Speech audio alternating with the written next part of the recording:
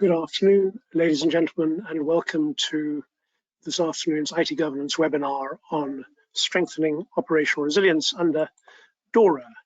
My name is Alan Calder. I'm your host for this afternoon. I'm the founder of IT Governance. We are a global market leader in cybersecurity, privacy, compliance, primarily focused on the world of governance, risk management, and compliance. I've written over the 25 odd years that I've been involved in this world a number of books on cybersecurity, on privacy, on compliance, and of course I've set up IT Governance, which is now the main company in the GRC International group of cybersecurity and privacy companies. We're a market leader.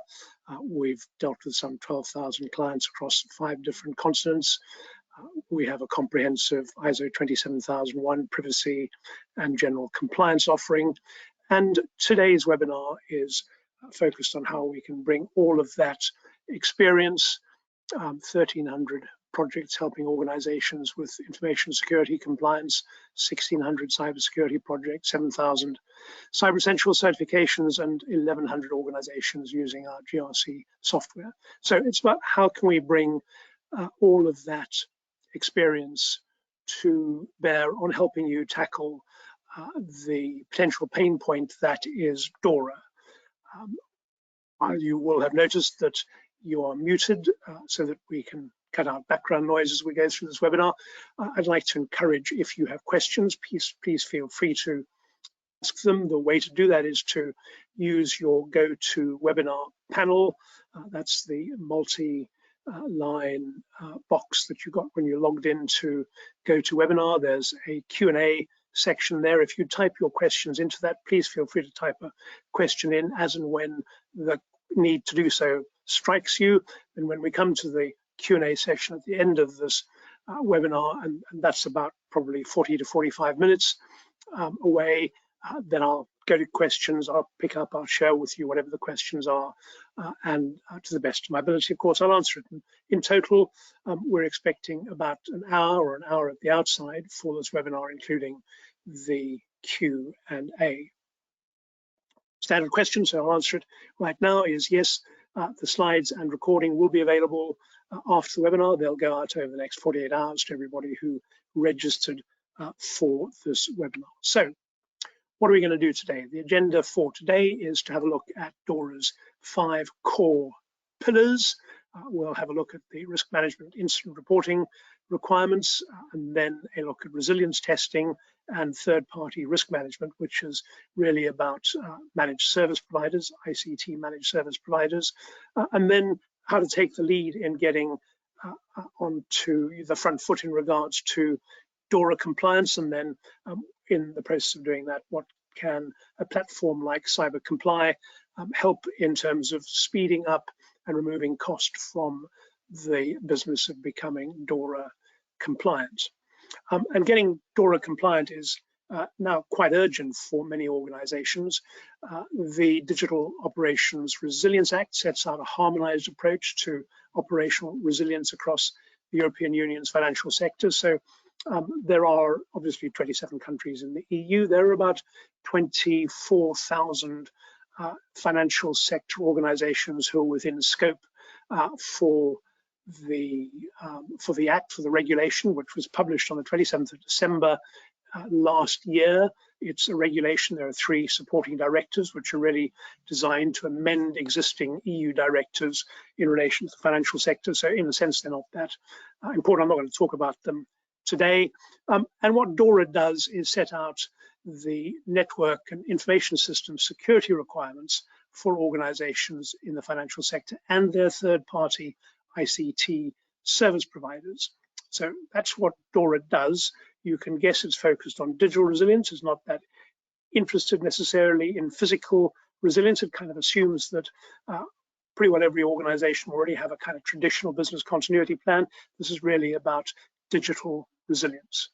And what DORA fundamentally says is that organizations within scope must develop and implement an internal governance and control framework to manage ICT risk. In other words, you can't simply say to the CISO or your head of information security or your head of compliance, you're in charge of this, go away and sort it out, because the requirement is that the board, the senior management, must design and implement and be in charge of, through that internal governance framework, management of ICT risk.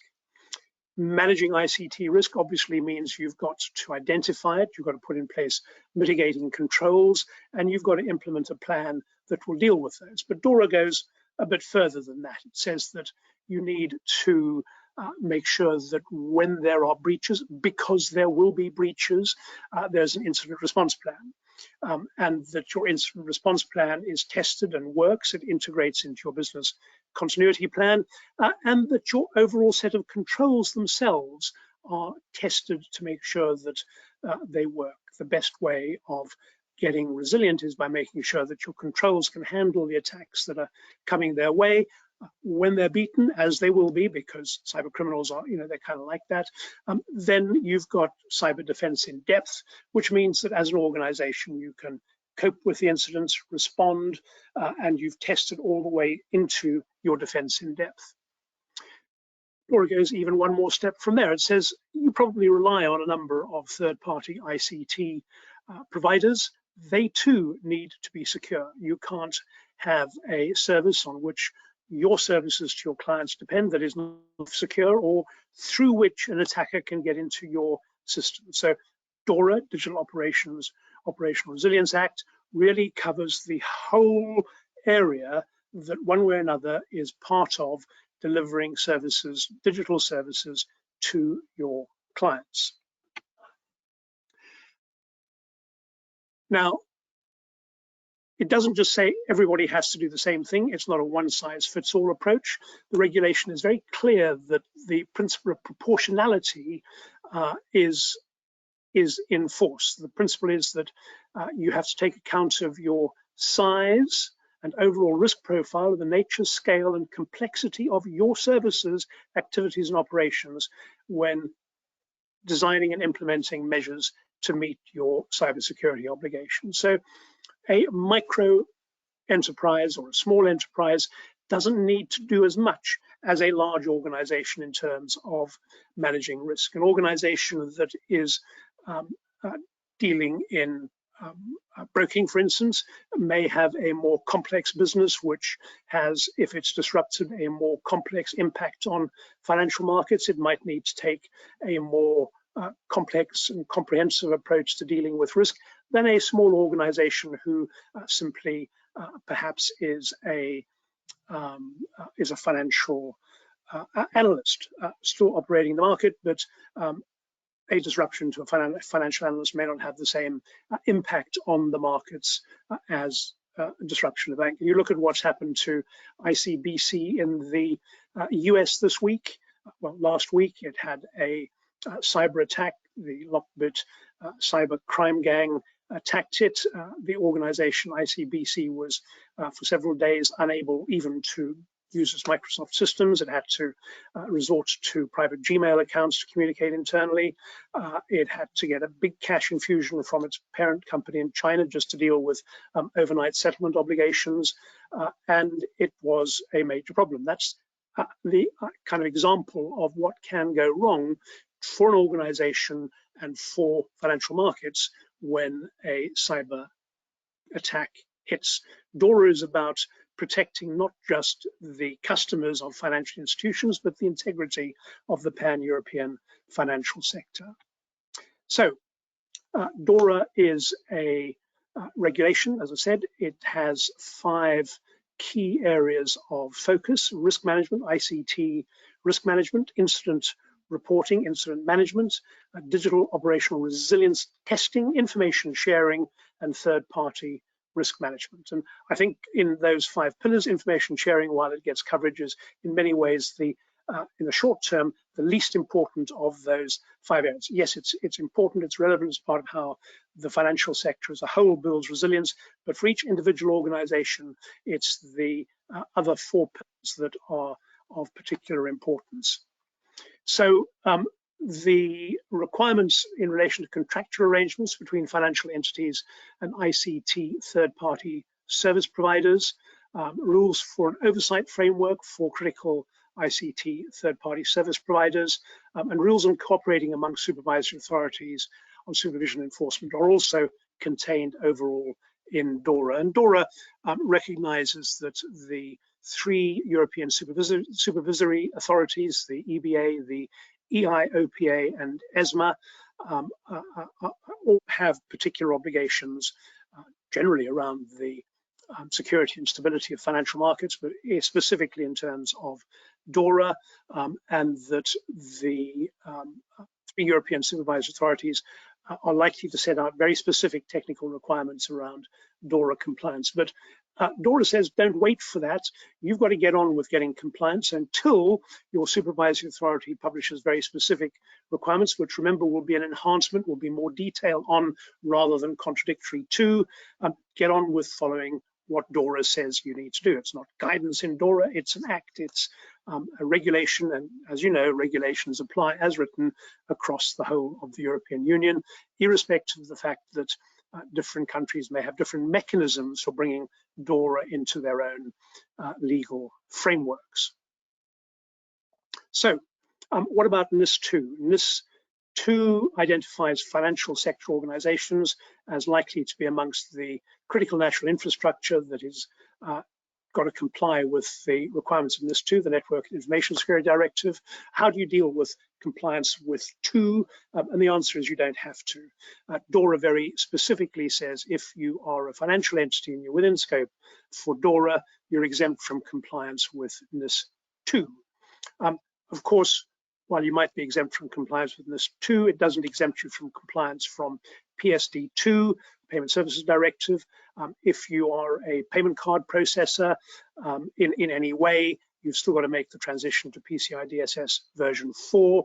And if you're moving money through SWIFT, you probably have to go through the SWIFT self-attestation route as well. Those things are inescapable. So for many financial entities, DORA is not a one thing on its own. You already had to be compliant with the rules of your own supervisory authority. You've already had to be compliant with existing financial sector regulation, plus GDPR, plus PSD2, plus PCI 4, plus SWIFT, plus DORA. It's a complex landscape, and what you need to do is find ways that you can integrate as many of the requirements as you can. You don't want to tackle compliance in a series of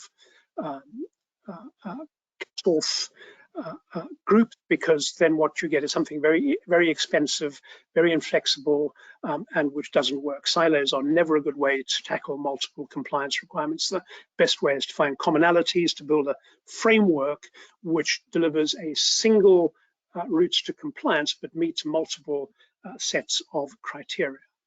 So, how is it enforced? And I'll come back to the makeup of DORA in a minute. How is it enforced? We know that GDPR is enforced through supervisory authorities, which pre-existed GDPR. They had very specific powers. There's a similar logical approach that DORA takes. Enforcement is through competent authorities, which are the existing supervisory authorities, and DORA gives to the competent authorities the powers of investigation, to set out how cyber incidents have to be reported. They can enforce corrective actions. They can require collaboration and cooperation. They can insist proactively on seeing evidence of compliance and driving for compliance. And they can levy penalties within the normal bounds of their powers and the nation's own law framework for non-compliance, fine, sanctions, license suspension, revocation. So the powers which financial supervisory authorities bring to bear in terms of day-to-day financial regulation, DORA enables them to extend those comprehensively to cover not just cybersecurity in general, but the very specific requirements of DORA. So it's a big job. Getting to be compliant with a multi-page, multi-clause complex piece of legislation like DORA at the same time as you have to do everything else in an environment where you, like all organizations, are already facing multiple cyber attacks is a big and daunting challenge. And time is not any longer on anybody's side. So the regulation came into force in January of this year. It will apply from the 17th of January 2025. So that means there are just over just under 14 months. Today's the just over 14 months to the 17th of January 2025.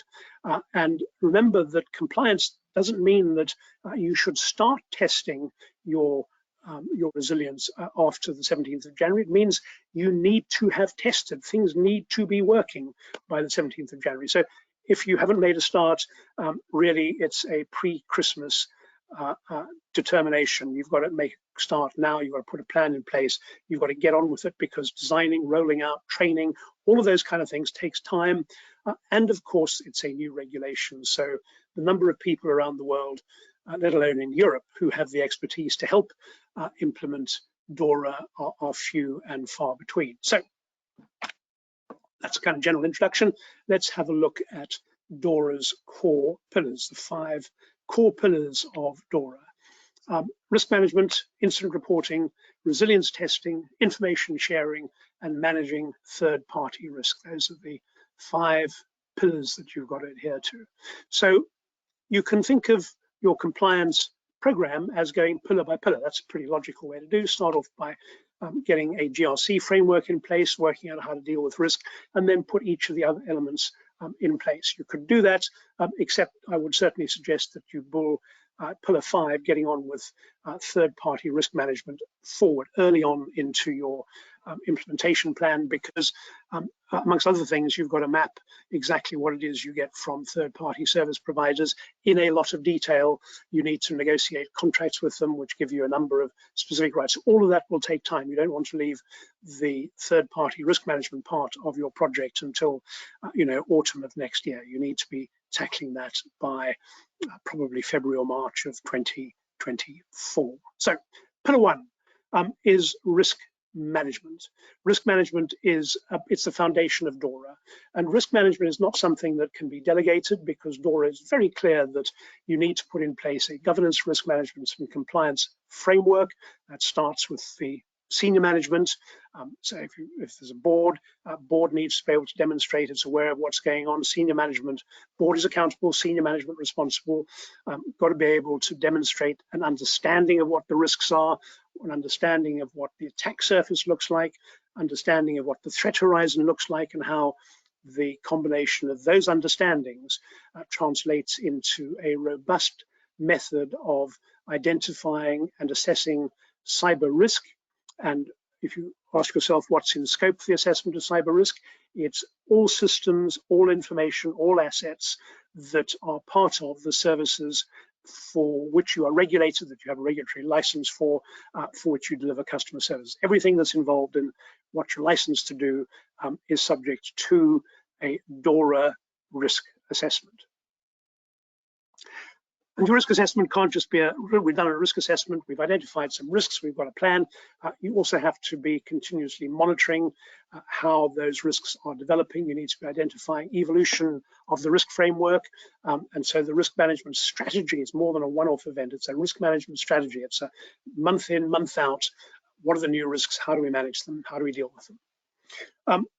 And alongside that, you need to recognize that however good you are at it, you're still going to suffer breaches. And you're going to suffer breaches because you employ human beings, and human beings have to interact with data and systems, and they'll make mistakes, they'll make errors, they will be caught out, they'll be bluffed by cyber criminals. That stuff will happen, so you will have breaches. So you have to build cyber defense in depth, and cyber defense in depth is built around the idea that when one line of defense fails, the next one clicks in.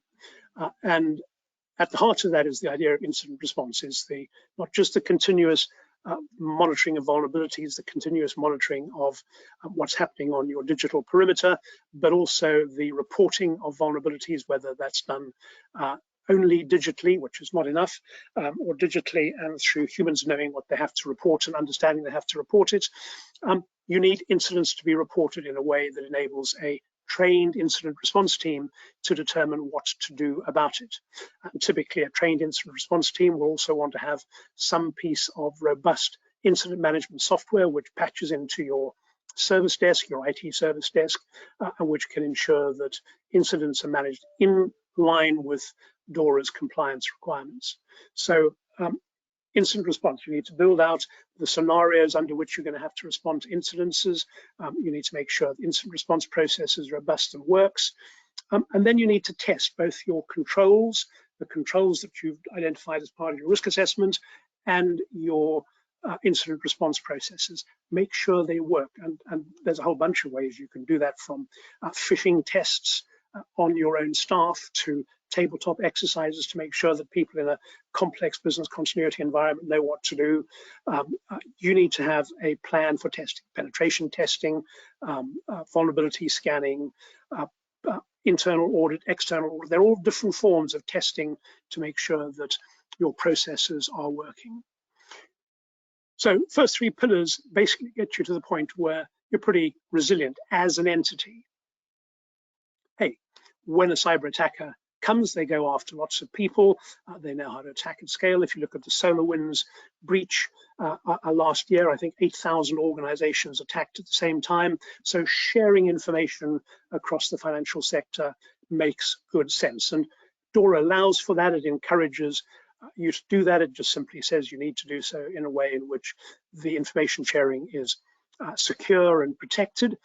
So that's relatively easy to put in place, and I'm quite sure that supervisory authorities, competent authorities will look at ways they can encourage that to happen on a reasonably significant scale. The other big area, though, is third-party risk. And third-party risk is not just about mapping who's in your supply chain, your ICT third-party supply chain, and how much you depend on them. You are going to have to put in place a set of contractual clauses which comply with DORA. You're going to have to make sure that if your suppliers become bankrupt or go out of business, you can extract yourself from the contract. You know how you're going to continue operating. You need to test your resilience in relation to suppliers. So it's a complex environment, and you need to have a register of what you get from third-party providers. You need to be able to share that register at least annually with your competent authority. So it's quite a big piece of work. But it's bigger than just you've got to map it. You've also got to look for single points of failure, because single points of failure are areas in which, as an organization, you could get yourself into real trouble. And I'll come back a bit to single points of failure. So 5 core pillars that any financial sector organization, and if you're still wondering, am I subject to DORA, you go and look at DORA right up front. It lists all of the sectors in detail who are subject to the requirements of DORA. So let's look at a bit more detail at the risk management, risk assessment, and mitigation incident reporting components, drilling down slightly from the first and second pillars. Cornerstone of operational resilience is risk management. And you notice that the starting point is risk management, not just risk assessment. So yes, risk assessment, you need to identify all of the assets, information, systems, etc., that make up the regulated services. You need to prioritize your assessed risks. So risks are a combination of likelihood and impact of a threat exploiting a vulnerability, and you prioritize them on the basis of their significance to your organization. That means you need to be clear about what your risk appetite is. Board's job is to determine risk appetite. Management's job is to ensure that the risk framework is built around managing risk in line with the board's risk appetite. And that risk management, the step on from here are our risks to here are the things we're going to do to manage the risks, the ways in which we're going to deploy controls that can mitigate the risks either by reducing likelihood or by reducing impact. And this is how we're going to monitor the effectiveness of those controls. These are the criteria which we're going to use to manage the effectiveness of those controls. And for Those organizations who already have or already considering ISO 27001 as an information security management framework, you're already well ahead of many other organizations, because this is fundamental to ISO 27001. In fact, you could think of ISO 27001 as a really good, clear standard that sets out how to build a framework that's, broadly speaking, going to give you DORA compliance. So, risk assessment, starting point for a risk management framework. Risk mitigation is the next step on from risk assessment. What are the strategies to mitigate the risks? Technology investments, process improvements, policy changes, all of those, they could all be part of it. It's not necessarily going to spend hundreds of thousands or millions of pounds on technology. Remember, proportionality is a principle that applies. It's about what's the effective control in a embedded defense in depth environment to mitigate likelihood or impact of a particular risk. So mitigate the risk and then put in place, recognizing that you're going to suffer from breaches, and incident reporting tool. Work out where your controls might fail, work out what the likelihood is, and then do the training that enables you to handle that. Put in place the technology which will pick up where a control has been breached. So you might, for instance, train at a simple level, recognize that sooner or later somebody's going to click on a link in an email they shouldn't. So you're going to teach everybody how to own up to an error like that, how to report it so that you can respond to it very quickly.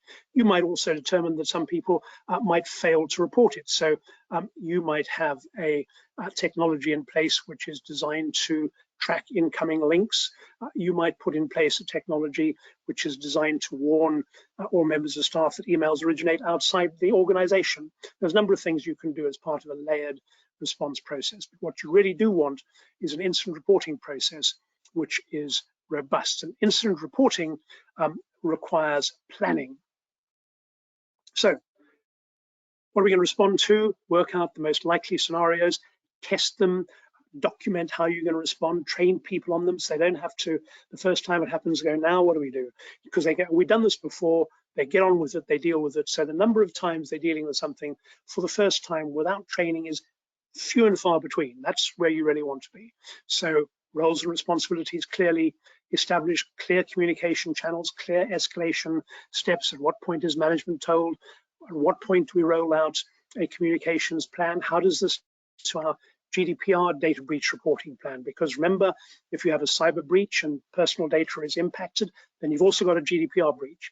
If you've got payment card data which is impacted, then you've also got a PCI breach. So you've got to make sure your breach reporting is robust enough to deal with the whole range of what you're doing. Some basic questions you need to build into your processes.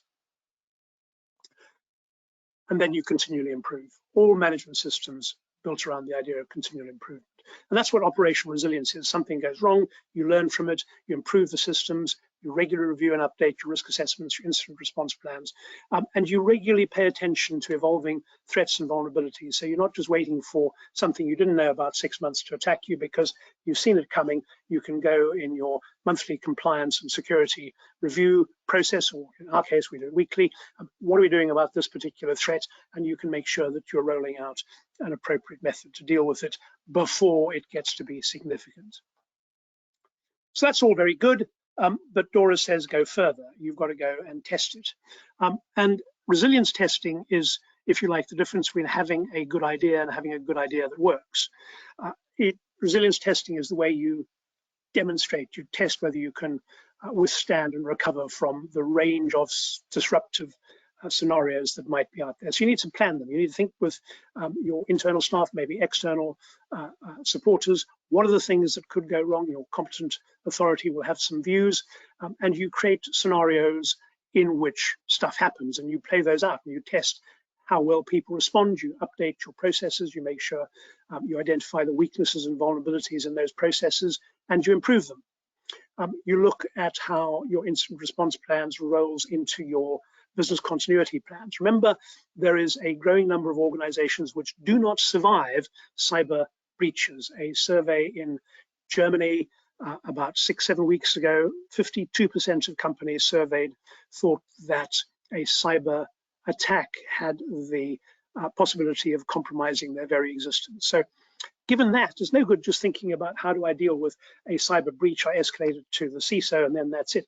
You've got to think about how does this play out into our overall business continuity environment? How do we make sure that as a business we can survive a significant organization which takes everything offline and we can't work out how to recover immediately? For instance, you've got to be able to bounce back from disruptions. You've got to think through all of those kinds of issues. You've got to have strategies, not just incident response scenarios, but recovery strategies to ensure as an organization you keep going.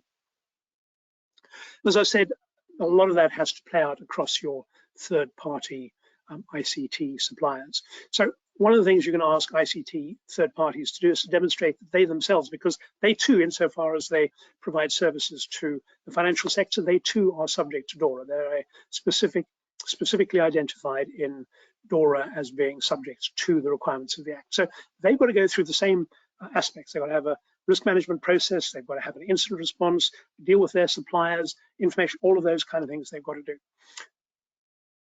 You need to be able to look at them and go, and are you compliant? So one of your questions is, how am I going to establish how they're compliant? DORA says you should look for appropriate certifications. So ISO 27001, ISO 22301, Euro Privacy, there's a very good certification, demonstrates an organization is GDPR compliant. It's also got into it a very specific set of requirements around cybersecurity, information security, around penetration. So Euro Privacy certification could be one element that you look at for asking your ICT third-party providers to demonstrate their security. So number one, how do you know that your providers are secure? Number two, contractual obligations. DORA sets out a number of clauses you've got to implement. You've got to renegotiate contracts with your service providers to make sure that they are DORA compliant, and you've got to monitor the services that you're getting from your service providers to make sure that there are no exposures. You're managing what is happening on a day-to-day basis, and you've got to be clear that where your third-party service providers fail to meet their requirements, you can exit from the relationship. You're accountable as a financial institution for the resilience of your third-party partner. It won't be acceptable to come along and say, well, we were okay, but our third party, hey, it turned out they hadn't done the job, so let us off the hook. DORA says you're accountable for the resilience of your third party partners. So how are you going to audit them? What kinds of evidence are you going to ask for? I would imagine, for instance, you're going to need a compliance officer who's trained in auditing service providers to compliance with DORA, knows what to look for, knows what a good performance in your service provider looks like. So how do you get ahead? It's complex, there's a lot to do. It's pretty well all-encompassing. You need to get started now. What do you do? And the answer is risk assessment, get started right now. If you already have a risk assessment, it may well be what's required. So you go to your current cybersecurity risk assessment process, you say, how robust is this? How up to date is it? How comprehensive is it? To what extent does it comply with DORA's requirements? And you modify it. You make sure that your risk assessment process is in line with what DORA requires, and that it is active. It's not something you did once a year, it's in a spreadsheet. It's something which is on a robust platform. It gets updated as threats and vulnerabilities change. All of those are pretty important. You need to have the robustness when your CISO, whoever owns risk assessment, leaves or is ill. You need to have a kind of platform in place which enables somebody else to pick it up, understand what's going on. You need to have visibility into it. It's a fundamental part of managing your risk effectively. So that's where you start. Make sure that your risk assessment and risk management process is really comprehensive. At this point, I would be extending your risk assessment process to your third-party ICT providers. I wouldn't be doing it as a separate stage. I'd be making sure that I've identified all of the risks at the same time, because that means you can think about incident response at the same time. You can look at how do I deal with an incident that happens in one of my service providers at the same time as you're looking at how you deal with an incident that happens in your broker-dealer arm or in your office in Austria. You can deal with planning for incident response at a strategic as well as at a tactical level. What you want to do is put in place plans that are as well thought out and then as well tested as you can possibly get them to be. Once you've got a risk assessment, a risk mitigation plan, an incident response process, you can get on with testing. I'd start testing much sooner than, stage by stage. I'd start rolling out tests for the critical controls, the controls around your biggest risks, pretty well as soon as the controls are in place.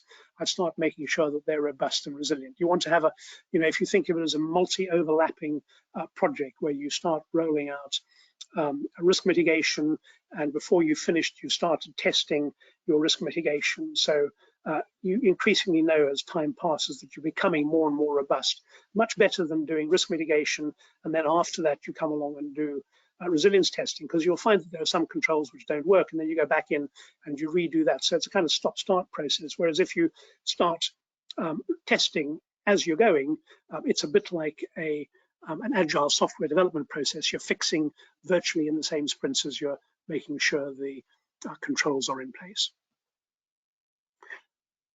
As I said, while you can make sure you've dealt with risk in your third-party providers, identifying single points of failure, critical dependencies, those are going to take longer to deal with. So the sooner you identify them, the better, but you need to get in and start negotiating around the contractual requirements that you need to get put in place, because those are really fundamental parts of making sure that across your whole ecosystem, you have the level of compliance that you need.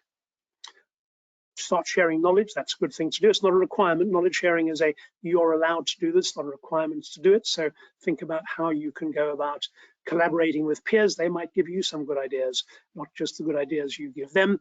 And become an advocate. Advocate DORA compliance.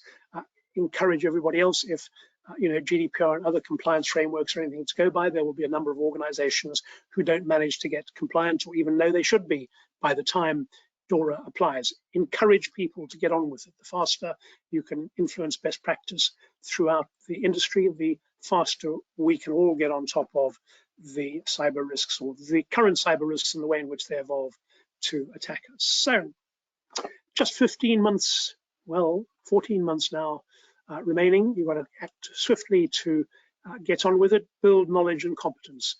If you don't know what you're doing, get hold of a copy of DORA, read it. When you finish going, wow, go on a training course. There are good training courses now available which can help you learn how to implement DORA, learn how to audit compliance, learn how to manage risk as a risk director, learn how to manage compliance in a third-party provider. So get to the point where you have competence. Like all management systems, competence is the cornerstone of it. Remember, the world won't have enough consultants that you can draw on to come and help you do this. Not enough competent consultants anyway. Do a gap analysis. You'll probably be doing many of the things you're supposed to be doing, and it's really just getting it up to scratch, getting it up to DORA standard that's the key thing. So next major step is do a gap analysis. Identify the variances between what you're currently doing and what DORA requires you to do. And then you can start designing your security, business continuity policies and procedures, adapting what you have in place, putting in place new ones, all of them aligning with DORA. You may need to change your technologies. You may have technologies which are not up to scratch. You don't necessarily have to have deployed them all by the 17th of January 2025. You need to be very clear about the deployment plan and how you manage the risk in between. So remember proportionality, managing risk in the process, unless of course competent authority comes out and says you have to have X technology, which changes what I'm saying. But right up to that point, you manage your technology deployments in line with what you can afford with business as unusual. You're getting DORA compliant, but all of these things can take time. They need to be rolled out properly, robustly. Testing, start testing earlier, but you should be looking to complete your resilience testing, your first phase of resilience testing, probably by this time next year. You want to know that you've identified all of the weaknesses, you've got an ongoing process, you've got next year's resilience tests planned in place, whether you're doing things like penetration tests, internal audits, either you're hiring external providers to do that. Remember, they need to be compliant with one thing or another, or you're training your own staff to be able to do those. But you need to have the competence to do them properly, and you need to build the learnings from that testing into your ongoing compliance environment. Make sure your ICT supply chain mapping is complete. You've identified and dealt with any dependencies and critical single points of failure. You've dealt with contract revision, and you really sorted out the complexity. And remember, single points of failure might be a single point of failure because they're providing multiple organizations, not just you. There's a number of ways in which a particular entity could be, you could have a critical dependency. So implementation timetable, 15 months, 14 months to get on top of it.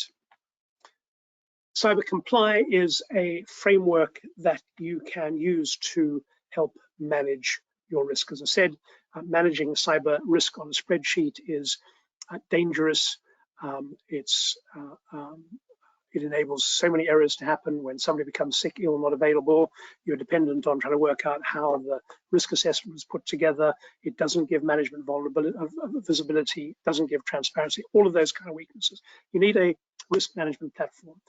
And CyberComply is exactly that. CyberComply is a cybersecurity risk management platform which enables you to identify for assets or scenarios threats and vulnerabilities, and identify appropriate controls from a wide range of relevant control sets, and then put in place a risk treatment plan and track how that risk treatment plan is put in place. It helps you get ISO 27001 compliance, but CyberComply goes further than that. It ties into GDPR, into all of the things GDPR requires you to do around DPIAs and data subject access requests, but it also has an incident manager. It has a compliance manager, enables the specific clauses of regulations to be mapped to controls that you need to put in place.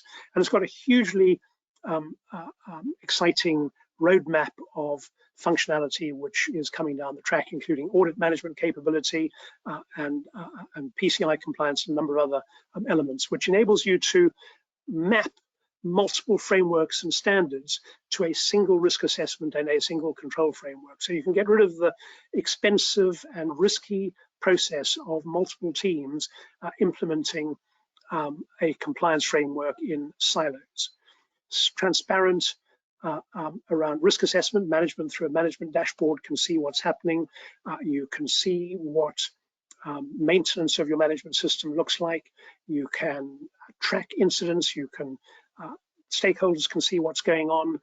You get real-time insights. All of the benefits that come with a cloud-based secure platform you get with CyberComply, and you can link through to CyberComply. You can go and have a look at it. You can get a demo. You can sign up for a free trial, and you can go and see how CyberComply can help you.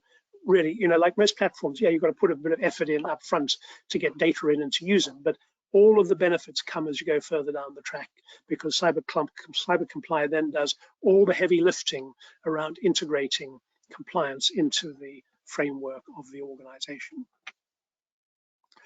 And IT governance, as an organization, has 15 years worth of experience helping organizations meet governance, risk management, compliance objectives. And as a business, IT governance, whether in the EU or the UK or the US, is a CREST certified penetration tester and incident responder. It's a Cyber Essentials Plus cybersecurity certification body.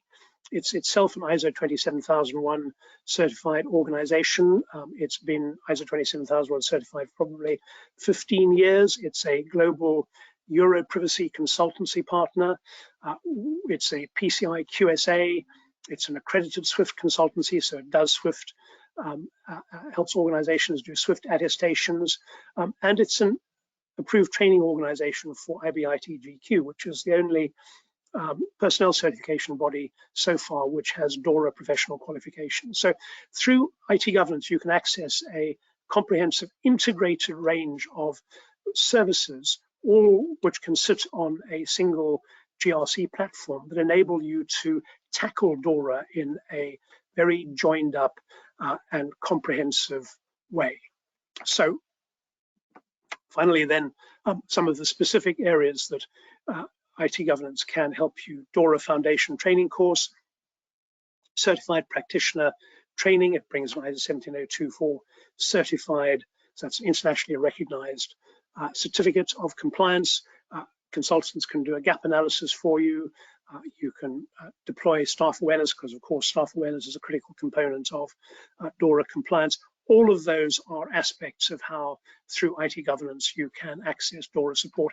And there's a growing range of products and services available through all of the IT governance entities, and you can access all of those through the websites. You can email us, you can telephone us, you can get us on social media, and you pretty well get access to the same suite of DORA services anywhere you are in the world, because of course, while DORA applies directly to financial service entities in the European Union, it will also affect parent companies and respondents of the European Union who are based outside the EU. And frankly, I think that in DORA, rather like GDPR, will have been copied in multiple jurisdictions around the world. So, ladies and gentlemen, that brings us to the end of what I had planned to say, miraculously in just 45 minutes. So we're now at the point where if you have questions, I will answer them. And just a reminder, if you do have questions, the way to ask them is to go into the Q&A panel in GoToWebinar, type your question in there, and what I'm going to do is I'm going to pick up the questions in order. I'm going to read the question out, and then I'll try and share the answer with you. So, do feel free to keep on adding questions as I go. So, do I know if DORA will be applicable for IT services providers? I mean, for companies who develop some IT solutions for financial companies in the EU, yes is the answer. DORA is applicable. Financial third-party ICT service providers are specifically identified in the list of entities who are within the scope of DORA. If you are providing services to a financial service sector, you too have to comply with DORA, no question about that. Second question, will DORA apply to companies who provide services in the EU but are located outside the EU? Yes, you will, because you are providing services into the EU, or you're providing services to a regulated entity, a financial regulated entity in the EU, you will need to be DORA compliant. So the only way you don't need to be is if you are a financial sector or service provider outside the EU, not providing services into the EU. Will DORA apply to the UK? No, it is an EU regulation. It does not apply in the UK, although UK financial entities or service providers providing services into the European Union will need to comply with it. But from a UK legal perspective, it does not apply. And I give examples of the standards to hold third parties to, and examples of contractual obligations, of course. So some of the logical standards to hold third parties to would be ISO 27001, that is the International Information Security Standard, ISO 22301, secondary to 27001, that's the International Business Continuity Standard, Euro Privacy, which is a Euro specific standard that applies to GDPR compliance, but which also encompasses cybersecurity. It encompasses penetration testing. It ensures that organizations, particularly if they are service providers, are self-compliant. There's a wrinkle to it, which is Euro Privacy is only achievable for an organization that has at least one service that is operating that requires a data protection officer, but it's a standard. In the UK, there is a standard called Cyber Essentials and Cyber Essentials Plus. It's a very basic technical compliance standard. It's another good standard to hold organizations to. I can see SOC 2 audits becoming a logical standard that service providers have to comply with, although that's a much more expensive compliance route than 27001.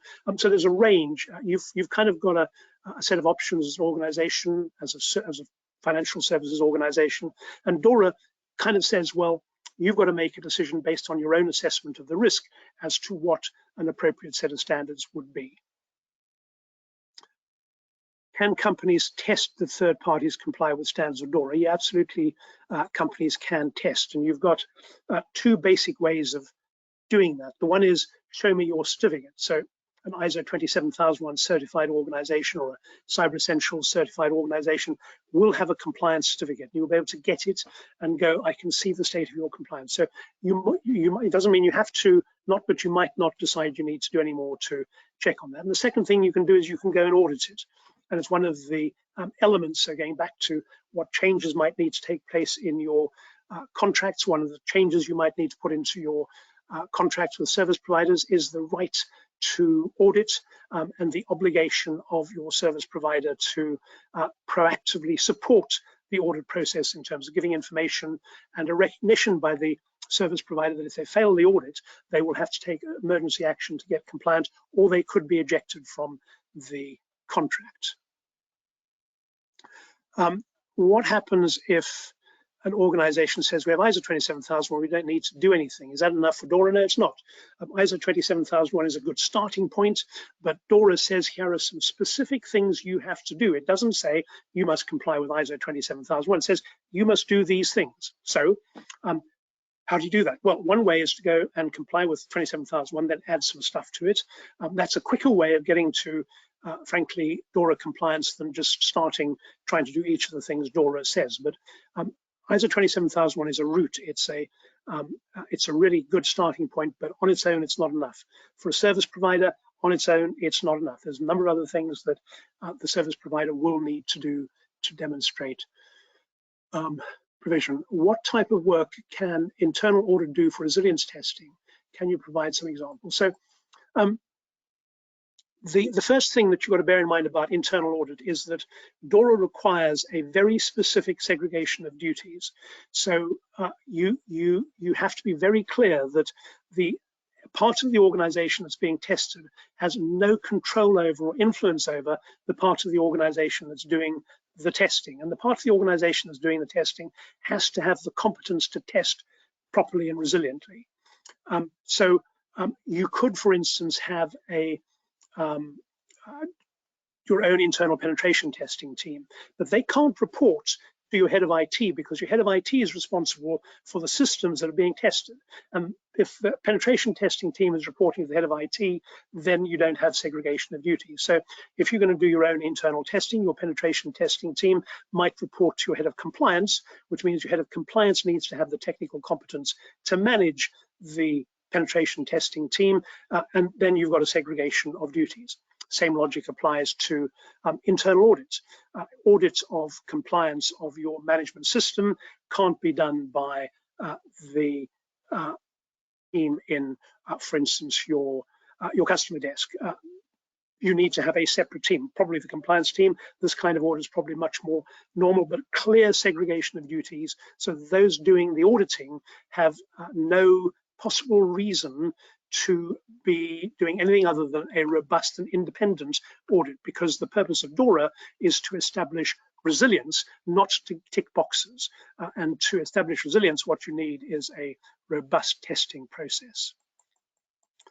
Earlier, you talked about the principle of proportionality. Does this mean some organizations are exempted? No, it doesn't. It means that for very small organizations, the requirements are much more limited. For not quite tiny organizations, in other words, over 10 employees, the requirements are slightly larger. And if you go into DORA, you will find very specifically each of the areas in which the limitations are set, and it will set out very clearly. It will say, for instance, in the following clauses, micro enterprises don't have to comply with, B, C, and D, but it will tell you exactly what you can and can't do. So it's nuanced, and it's nuanced and set out very specifically inside DORA. But no, I'm sorry, nobody is exempt. The European Commission recognizes that if you're a financial sector organization, you have the potential to be the starting point for an attack that might disrupt the whole pan-European financial sector. The presentation slides, do we share them? Yes, they will be going out to everybody who registered on the webinar, probably in the next 48 hours or so. Who will be auditing DORA compliance? Is there official certification? No. To the second, there isn't official certification.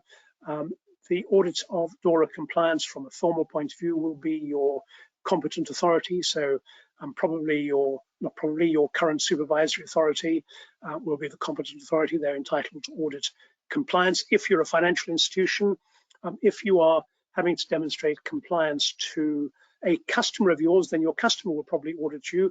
And if you are both a supplier to somebody and also subject to regulation, you could have both auditing you.